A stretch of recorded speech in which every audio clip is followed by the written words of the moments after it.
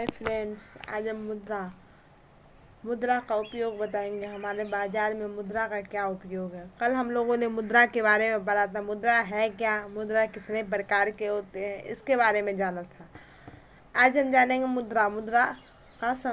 मुद्रा का यूज हमारे मार्केट में किस तरह से होता है, उसके बारे में जानेंगे।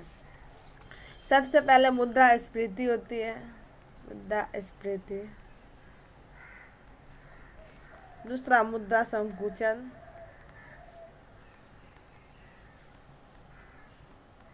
और तीसरा मुद्रा का अवमूल्यन। मुद्रा का अवमूल्यन। मुद्रास्फीति, मुद्रा संकुचन और मुद्रा का अवमूल्यन। मुद्रास्फीति है क्या? मुद्रास्फीति है क्या, इसके बारे में। जब बाजार में मुद्रा ज़्यादा हो जाए, जब बाजार में मुद्रा की मात्रा ज़्यादा हो जाए तो वैल्यू में कमी आ जाती है। जब मुद्रा ज़्यादा होगा मार्केट में तो वैल्यू क्या होगी, मुद्रा का कम हो जाएगा। तो उसी से वस्तु और सेवाएं महंगी हो जाए तो मुद्रास्फीति कहते हैं। माने वस्तु और सेवाएं, जब मार्केट में पैसा ज़्यादा होगा तो पैसा का वैल्यू कम हो जाएगा। वैल्यू कम होने जाने के बाद लोग ज़्यादा से ज़्यादा डिमांड करेंगे। ज़्यादा डिमांड करेंगे तो वस्तु सीमित रहेगी, लेकिन डिमांड ज़्यादा बढ़ जाएगी। तभी वस्तु जब सीमित रहेगी, डिमांड ज़्यादा बढ़ जाएगी तो वस्तु महंगा हो जाएगा।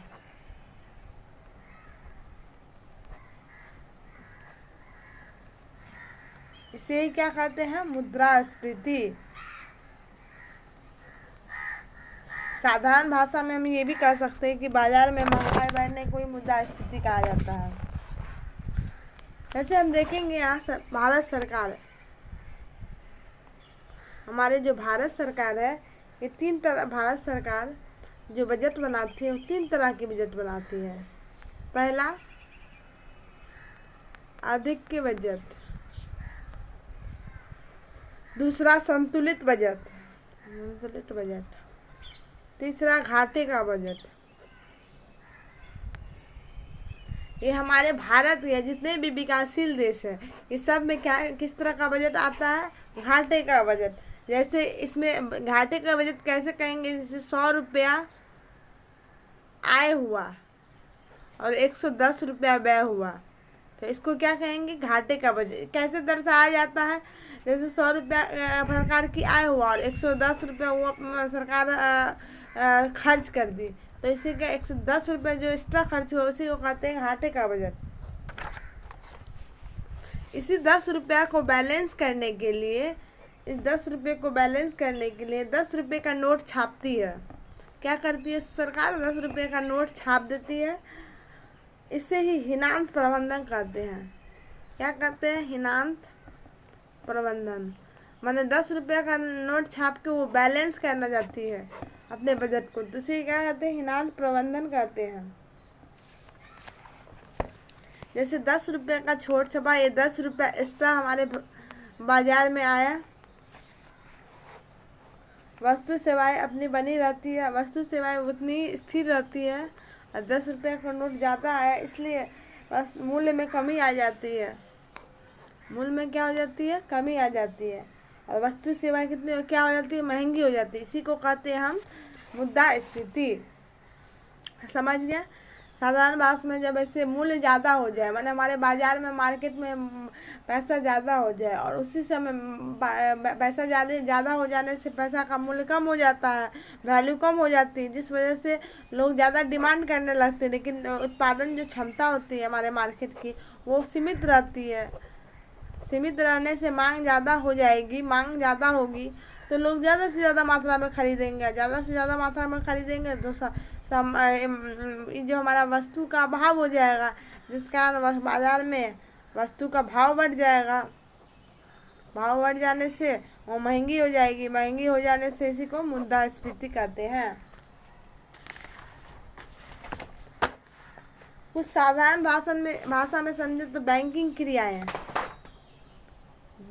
क्रियाएं के द्वारा भी मुद्रास्फीति होती है। बैंकिंग क्रियाएं में क्या देखेंगे, बैंकिंग क्रियाएं में आज आज वर्तमान में बैंक में कितना है? 10%, 14% ब्याज दर है।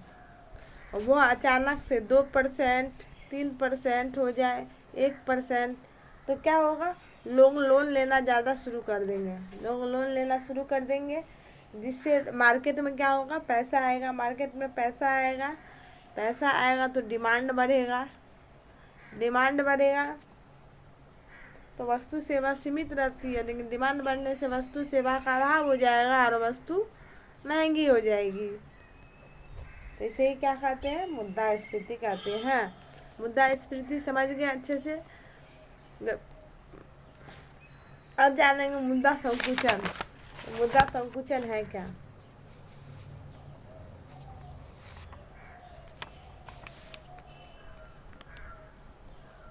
मुद्रा संकुचन,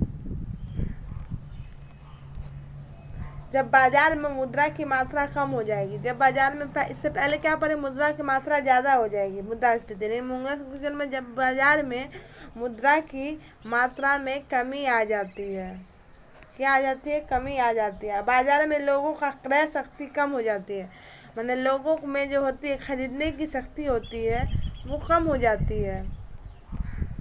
खरीदने की शक्ति कम हो जाती है, यही मुद्रा संकुचन कहलाती है। यही क्या कहलाती है? मुद्रा संकुचन कहलाती है।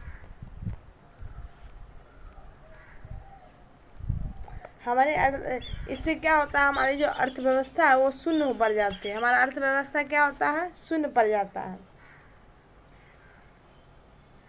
इसको बैलेंस करने से सरकार, इसको बैलेंस करने के लिए सरकार क्या करती है? बैंक में ब्याज रेट बढ़ा देती है। ब्याज रेट बढ़ाएगी तो लोगों के पास पैसा आएगा, पैसा आएगा तो लोग खरीदना शुरू करेंगे, डिमांड बढ़ाना शुरू करेंगे, इससे मुद्रा संकुचन कम हो जाएगी।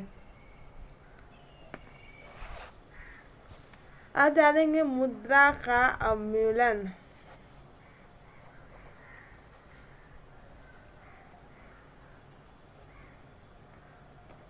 मुद्रा का अवमूल्यन है क्या? जब किसी अन्य देश की तुलना में अपने देश की मुद्रा के मूल्य में कमी लाना, ये मुद्रा अवमूल्यन कहलाता है। किसी अन्य देश की तुलना में अपनी मुद्रा के मूल्य में कमी लाना ही मुद्रा अवमूल्यन कहलाता है। जैसे भारत में, उदाहरण के लिए भारत में $1 बराबर 75 रुपया और $1 में 1 केजी दाल का रुपया कितना है? 75 रुपया। और यूएसए में है $1 में 1 केजी दाल। तो उस समय भारत क्या करेगी? भारत यूएसए से नहीं निर्यात कर, वो अपने भारत में ही निर्यात करना चाहेगी। क्या करेगी? अपने भारत में ही निर्यात करना चाहेगी, क्योंकि उसे $1 75 रुपये में 1 केजी दाल यहाँ भी मिलता है और वो यूएसए में बेचेगा तो इतना ही मिलेगा, तो उससे कोई फ़ायदा नहीं है। इसलिए उस समय यूएसए, इसी को कहते हैं हमारा मुद्रा का। उस समय क्या करती है सरकार?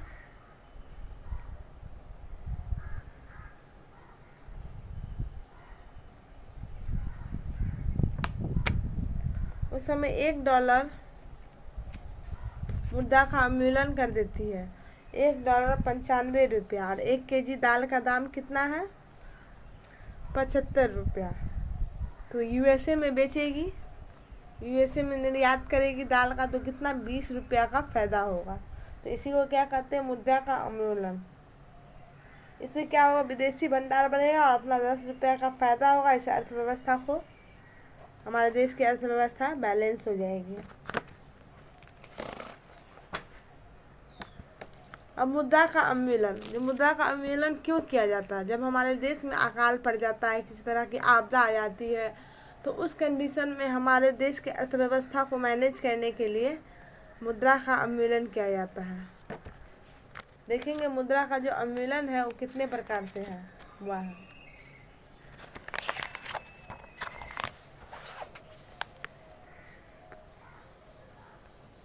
मुद्रा का अवमूल्यन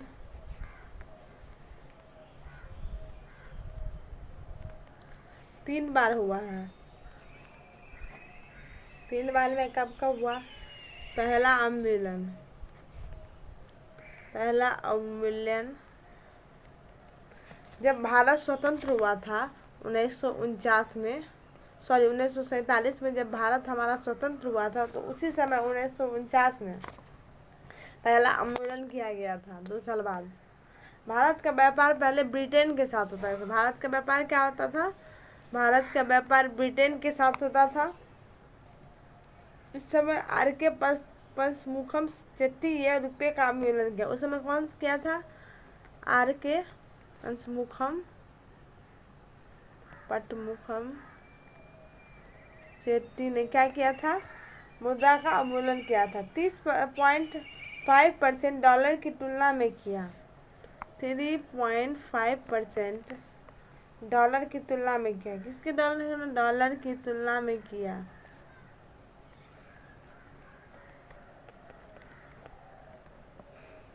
20 सितंबर 19 को पहला अवमूल्यन हुआ था। कब हुआ था? 20 सितंबर 1949 को पहला अवमूल्यन किया गया था मुद्रा का। दूसरा अवमूल्यन देखेंगे।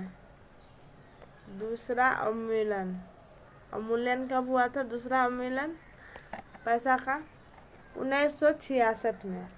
1962 में जब चीन के साथ युद्ध हुआ था। 1965 में पाकिस्तान के साथ युद्ध हुआ था। उसी समय अकाल पड़ गया था। हमारी अर्थव्यवस्था बहुत ही नीचे जा रही थी। उसी समय 6 जून 1966 को 6 जून 1966 को सचिन चौधरी एक वित्त मंत्री थे उस समय। वो भारत में निर्यात की वृद्धि के लिए 36.5% डॉलर सापेक्ष डॉलर सापेक्ष की तुलना में कर दी, डॉलर की तुलना में कर दी गई, विदेशी तुलना में 36.5% की। तीसरा अवमूल्यन जो हमारा हुआ है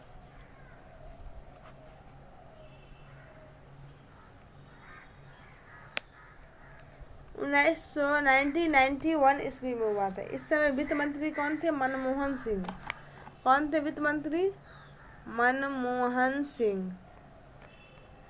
उन्होंने भारत में धीरे धीरे समाज की तरफ बढ़ता गया। हमारा जो भारत है धीरे धीरे क्या किया? समाजवाद की तरफ बढ़ते गया।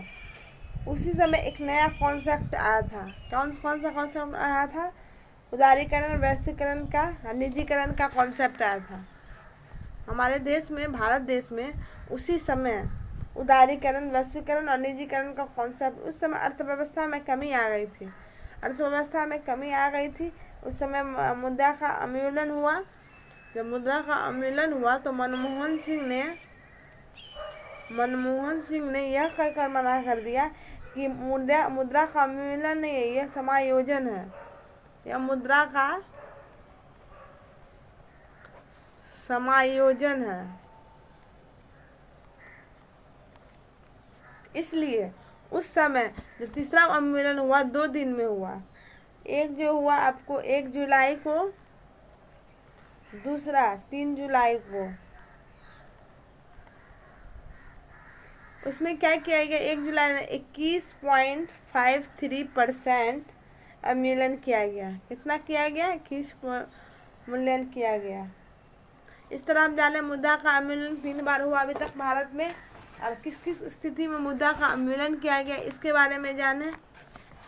फिर से रिपीट कर देते हैं, याद रहेगा आप लोगों को।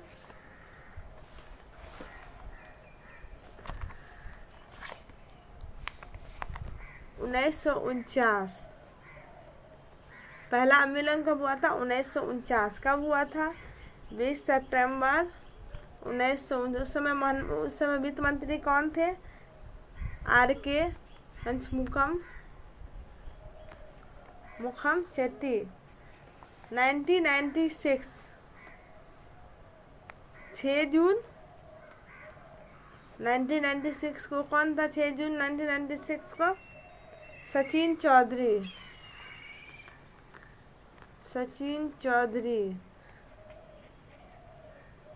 1991 1991। 1 जुलाई से 3 जुलाई मनमोहन सिंह। 2 बार हुआ था, 1 जुलाई 3 जुलाई। उस समय कौन थे? मनमोहन सिंह।